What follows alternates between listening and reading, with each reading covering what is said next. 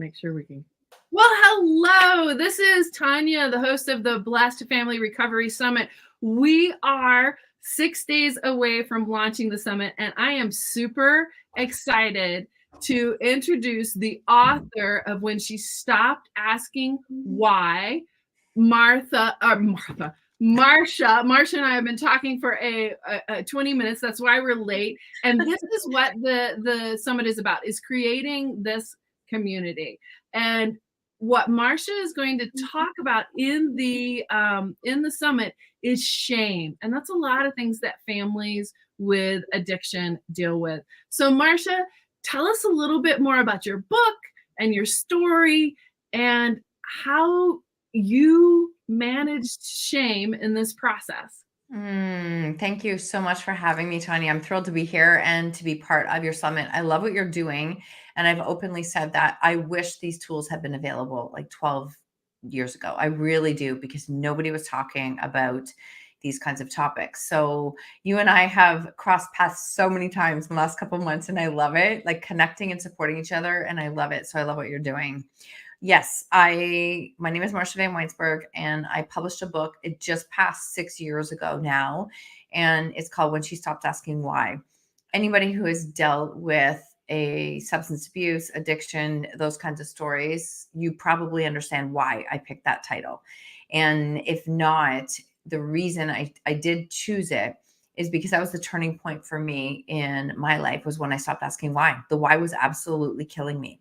I remember hitting a point thinking, what answer would I receive that would make all of this okay? Like, there was no answer that I could get. And I was like, so why am I asking why? Because there is no answer. And besides that, why was keeping me very stuck in a very angry victim state where no change happens. And so I would just switch it to what. It was like, okay, every time I would say why, it's like, no, Marsha, what can you do next? Because what is an action word? What moves you forward? And I still use those tools to this day. So that is the name of my book. That it's a very short book, but it definitely is how I navigated experiencing teen substance abuse for a number of years. And the main premise of that, and really the platform and everything that I do, is about sharing stories and being able to speak and share our stories. Because I always say, if you don't own your story, it owns you. And for years, it owned me. Like, it owned me as a badge of, I was bad. I was not a good mother. I didn't do things right. Like, what kind of mom doesn't fix this? And I know that might sound really silly to some people, but it was a very dark and ugly time. And when I started to understand what shame was, and shame being that, I failed. I have failed. And I looked at things and looked at life that way. What I started to understand with shame is that I love secrecy. And because I lived in secrecy, literally hiding from the world, because I couldn't, the criticism and judgment and opinions were overwhelming, that shame ate me up. Like, it literally took over my entire life. And the one thing that shame can't survive is a voice. And so I am so driven to help people to find their voice, to share their story. Because when you start to use your voice and share your story, it's unreal the amount of doors that will open up, and the number of people that you're going to cross paths with that will say, that's my story too, and I've never told a soul. And I think that we're in a time where I'm done hiding. And I feel like a lot of my clients and people I connect with are done hiding, and they want to be able to put their message out into the world and find their group, find their people who understand them. It's exactly what you and I have been doing. It's like, we don't have the exact story, but boy, have we ever connected with our experiences and our emotions and the lessons. And that's the thing, is that whatever story you're walking through, when you learn how to own it and use your voice and share it in a very safe way, you will find the people who literally are out there searching for the answers that you're holding on to. And it can be the most freeing, healing thing that you can ever do. Absolutely. And it's interesting, as you were talking, I'm thinking, 13 years ago, I was putting the 3 and 5-year-old to bed and looking for any positive hope on the internet. And that's what the Blessed Family Recovery Summit is about, is providing hope, letting you know that you're not alone, letting you know that there is hope and help and that one person can make a huge change. Because before we got on, we were talking about sleep. And you had said to me earlier that when you were going through this heavy and hard in your home, you weren't sleeping. Mhm. And it was the same thing with me, that I wasn't sleeping. And we're kind of both into the classic story. For Mhm. me, it was trauma bonding with a husband who had addiction and realizing how sick I was and how much I needed to change. Mhm. And then for you, it was the teen substance abuse. So for women, you could have parents with issues too, but for women, those are kind of the two major categories. And when you started this, your school even reached out to you. Yeah. So, what happened when you started sharing your story and that school reached out to you? Good memory, actually, good memory. We've we've talked many times, but as I say, I was hiding. I was hiding from a lot of the people that I was receiving a lot of judgment from. And I know judgment is a hard thing to receive and to feel. I know that. And I also know I came to a space of recognizing that I was walking in it and I didn't know what to do. So why are strangers outside, never in my shoes, going to have a clue what to say? So I really just learned how to forgive and let go of that piece. So I was hiding in some sense, but I was very actively searching for solutions. I was like out doing counselors, meeting crisis counselors on helplines constantly. You and I were probably searching Google in the middle of the night at the same time. Yes, Literally. we were. Like, nope, no one else is struggling. It's just me. And that's what it felt like.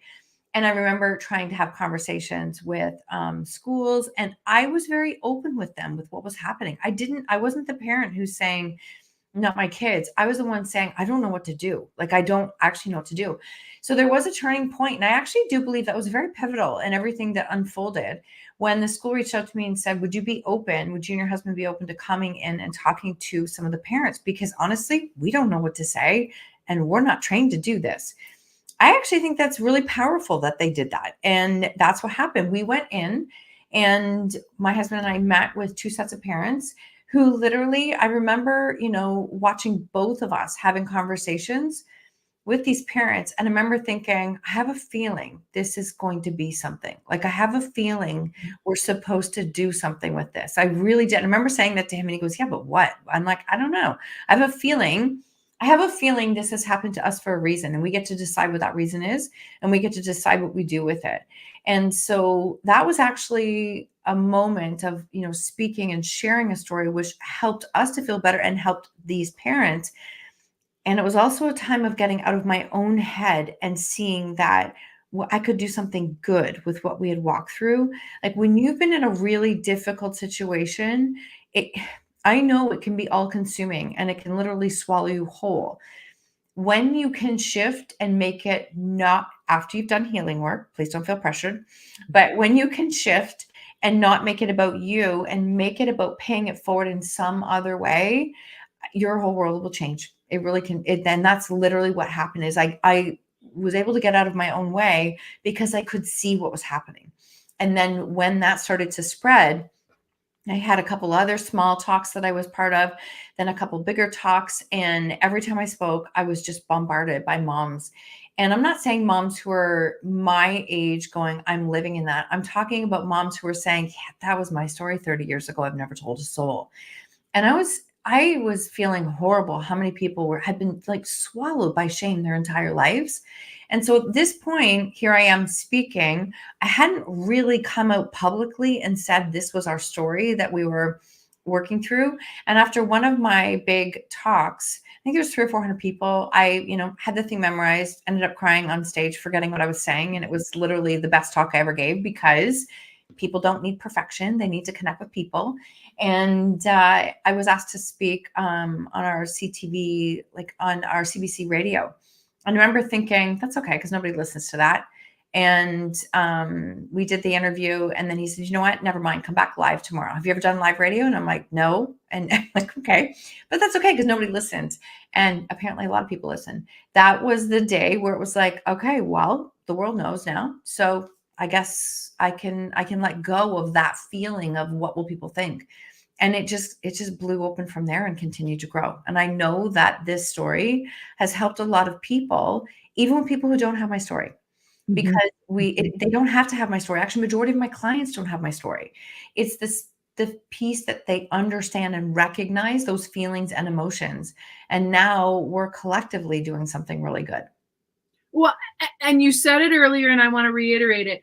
Shame can't live in the light. No, no. As you began to tell your story, and mine is similar. Ours was a little more public because the police were involved and it was published in the paper, and so there, I started getting calls, and then our church surrounded us. And not all churches will do this, but our church surrounded us, loved on us, and said, "Hey, can you help us?" Celebrate Recovery is a big 12-step program that works with a Christian base. Can you help us develop a Celebrate Recovery? Wow. So they sent us out to the mothership at Saddleback Church in California, and we got to help develop that. So, like you, things just began to unfold as we said, "Hey, we can't hide this anymore. One, it's public, not by our decision. And Mhm. two, we need some more help." And then the next thing we did, which is a big part of the summit, is we hooked in with the Betty Ford Children's Center program and brought our 3 and 5 year old along with us. So not only did they go to Celebrate, but they also worked their own programs. Pre-covery is what they call it. So this is what I want to leave people with is, man, the shame feels overwhelming. And just like you and I have talked about, you want to run and hide and bury your head and say, this is not happening. But the relief when you actually do say, like you said, you had it all memorized and then you broke down in tears. You had the Brene Brown experience Yeah. of, hey, I put it all out there. I have a vulnerability hangover in the morning. But what was the relief like the next morning? It was unreal. Like, it was actually unreal. I don't think I could have ever planned or prepared for what it felt like. I didn't know. And it's interesting because I know what shame feels like. It's actually it creeps up, right? It's a trait that we've all experienced at some point in time. But when it creeps up, immediately I'm like, oh, no, no. The second that we recognize who's feeding the shame, and I was feeding the shame. And because I was feeding the shame, I was the one that could stop feeding the shame. And by stopping feeding it, that means giving it a voice. It was the most freeing thing I have ever felt. And it's such a reminder. I look back at that version of me that probably suffered in silence for 4 years and fought the world when really I was the one that was feeding shame. So I know the power of adding a voice to it, and you get to do some incredible things when you learn how to add a voice to shame. It just can't survive. It can't survive. So for especially women who Mhm. are struggling right now and they're like, oh, so I didn't even tell my parents for years. And Mhm. they were major supports when my babies were little. And then when I told them, there was some response, but they got behind my mom even started going to Al-Anon so she could support me. Oh my God, that's amazing. It was amazing. So you never know. And my sponsor said, you never know who's watching. So for those people who feel stuck in shame right now Mhm. Mhm. and just can't even fathom saying I need help, what would you say is a little tiny step they could begin to take? I think that it's about looking for a safe place to be able to share. I think, unfortunately, as humans, we tend to look around to the people who are in our life right now and think, I don't have anybody who gets it. I can tell you the people who were my biggest sources of support, I didn't know them before this started. So find your spaces. I literally found a Facebook group. For me, it was a Facebook group of moms who are dealing with substance abuse. And no kidding, when I opened that Facebook group and I looked in it, there was 100,000 moms. That was a moment. It was a major turning point moment in my life where I went, there's no way I'm the only one. We got 100,000 moms in this group who are literally hiding. They don't know where to go.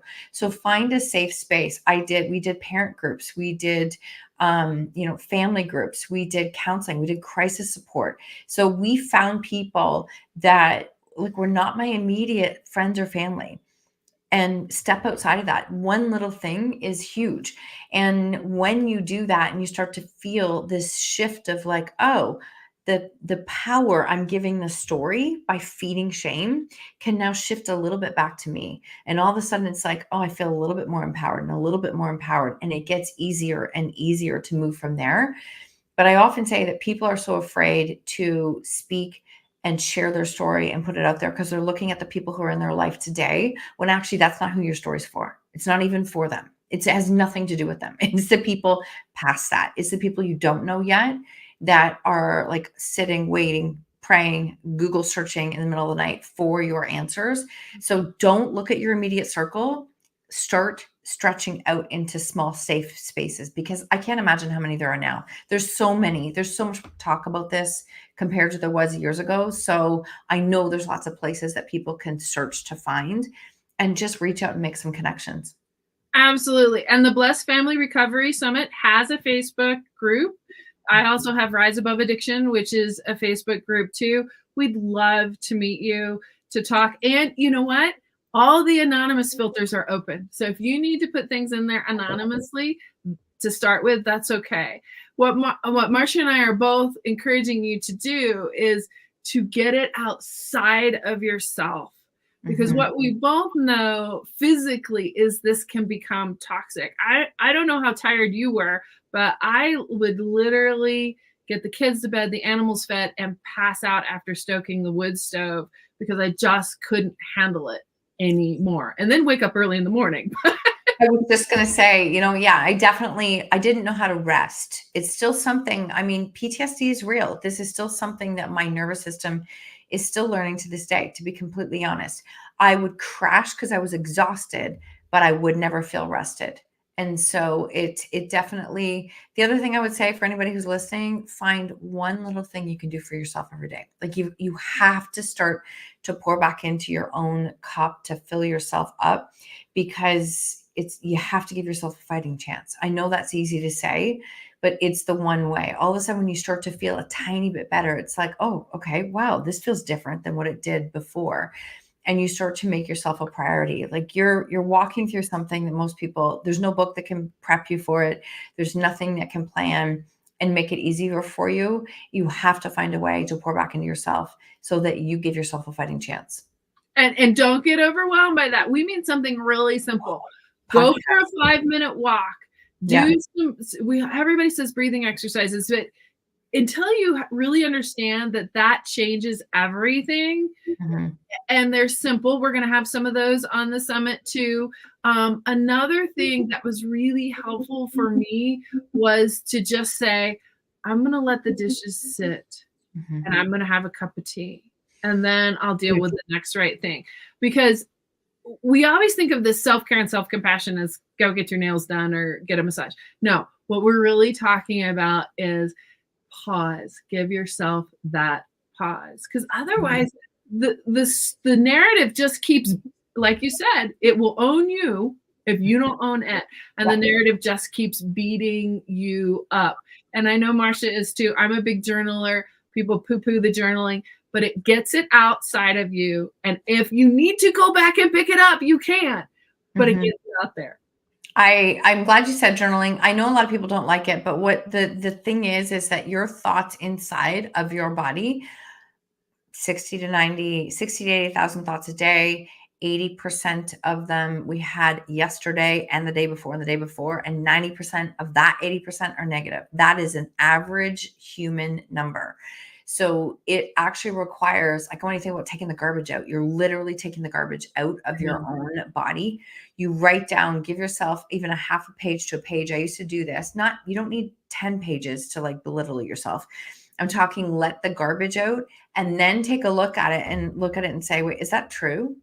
Because you need to see your thoughts on paper and recognize what is running in your subconscious mind all day long. And that's the only way that awareness is there. Then you can look at those thoughts and say, like, is that true? And where is there evidence that it's not true? And how can I rewrite it in an empowering way? Because thoughts, I know, are overwhelming. I just told you how many we have a day. And a belief is just a thought you keep having. So if you want to change your beliefs, you have to be able to back it up and change your thoughts. And a lot of that did start with journaling. And literally my book came from my journals. That's where my book came from, was from all of the writing in my journals. And I want to encourage you, there is high research on actual writing. And I write so poorly that I can't go back and reread it. So it's Same. almost a secret to me.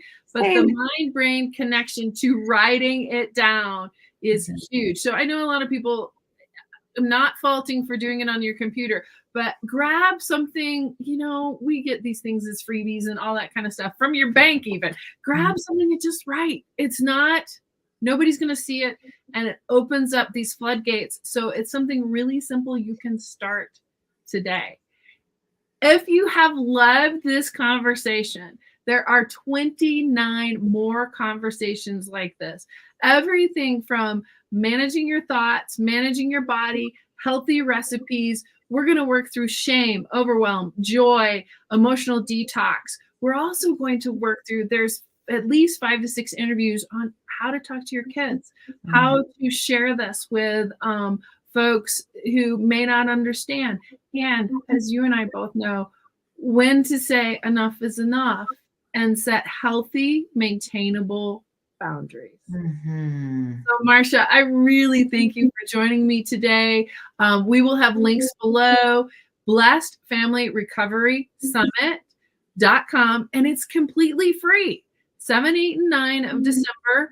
Come and get what you need. If you'd like a little bit more, we have some opportunities for that. But we just want you to show up and have what Marcia and I didn't have 10, 13 years ago, where we're surfing the internet looking for hope. So what you're going to find there is also, in doing these interviews, there's a lot of laughter. There's a lot of joy. You would be surprised that when you come out of your shell, when you get really real, that joy, that laughter, that hope just opens up.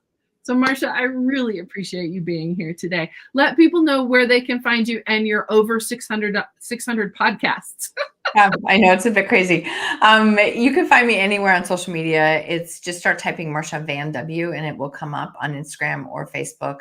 And yes, own your choices, own your life. I think we just released 638 today. I think 39 today. And your episode and your interview goes live next Thursday. We've moved that up. It was a fantastic conversation. So I'm so grateful that we were able to get that out in order in time for the summit just to share. But it's definitely, the stories podcasts were a big piece of my life years ago.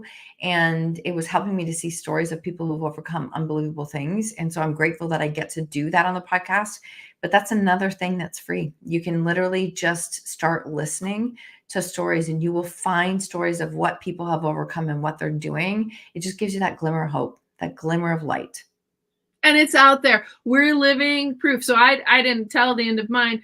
20 years married 2 months ago, September, 20 years married in September. You still have 2 living sons, which a lot of people lose, folks. Yes. And so we are some of the successes, and there's more out there than you realize. So there is hope, and that's what we want to bring to you. So, Marcia, thank you so much, and we will see you again soon.